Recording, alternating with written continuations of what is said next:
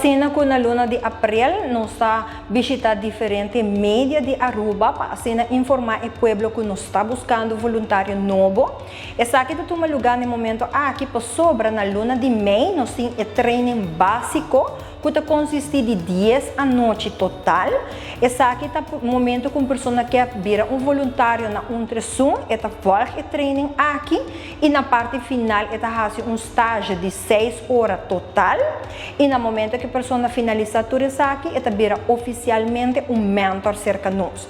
O trabalho que o mentor está fazendo é parte de contestar e chamada, e-mail e chat que tu reúbe na Aruba, pero também na Bonaire, na Saba e Station, tá contato-nos para conhecer tour dia de 2 horas da tarde até 6 horas da tarde. Yes. E a idade mínima de 16 anos, nós não temos uma idade máxima, de como nós está enfocado também para jovens de 16 anos, para sobre, apesar que não temos experiência de vida, é training de usar para tintura tools necessários para por guiar outro jovem e também basar em nossa experiência, nós estamos com jovem, hobby viaja também hobby mais fácil com o sistema de peer-to-peer.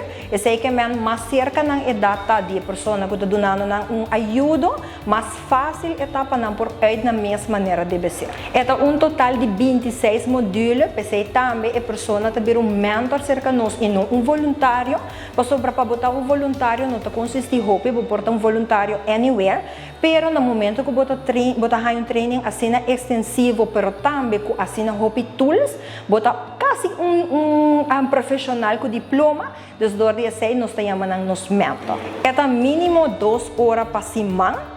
A pessoa nunca nota seu som, sempre durante o horário que ela faz seu trabalho voluntário cerca de nós.